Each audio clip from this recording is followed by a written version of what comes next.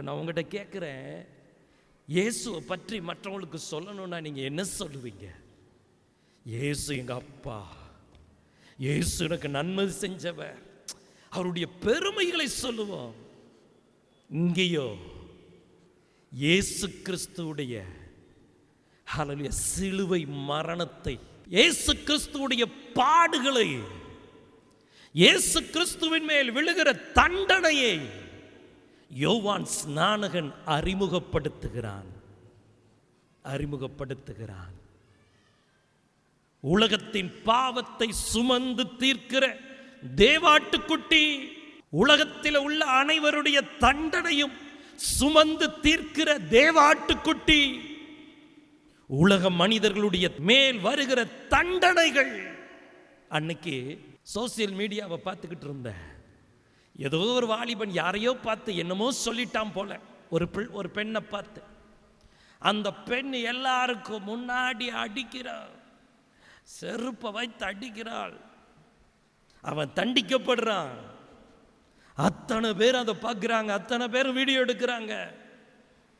அவனுக்கு வெட்கம், அவன் பேசினது என்னன்னு தெரியல, ஆனா அவன் தண்டிக்கப்படுறது கேவலம், வெட்கம், வலி. ஒரு மனிதன் ஒரு தடவை செஞ்ச தப்புக்கே அவ்வளவு பெரிய தண்டனையை பெறுவான் என்றால், ஒரு மனிதன் வாழ்நாள் எல்லாம் செய்த பாவத்துக்கும், வாழ்நாள் எல்லாம் செய்த தேவ துரோகத்துக்கும் தண்டனை எவ்வளவு பெருசு நினைச்சே பார்க்க முடியாது. ஒரு மனுஷனுக்கு வருகிற தண்டனையவே நாம் நினைத்து பார்க்க முடியாது என்றால், உலகத்தின் பாவத்தை சுமந்து தீர்க்கக்கூடிய தண்டனை நம்முடைய எண்ணங்களை தாண்டினது, நம்முடைய யோசனையை தாண்டினது. கல்வாரி சிலுவை நம்முடைய யோசனைக்கு உட்பட்டதல்ல, அதையும் தாண்டினது.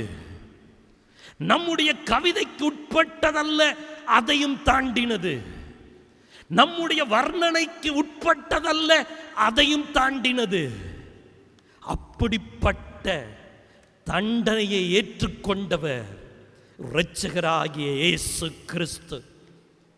அந்த இயேசு கிறிஸ்துவை யோவான் ஸ்நானகன் சொல்லுகிறான், இதோ உலகத்துக்கு இயேசுவை வெளிப்படுத்துகிறான், இயேசுவை உலகத்துக்கு காட்டுகிறான். எப்படி? சிலுவையில் அடிக்கப்பட போகிற இயேசுவை.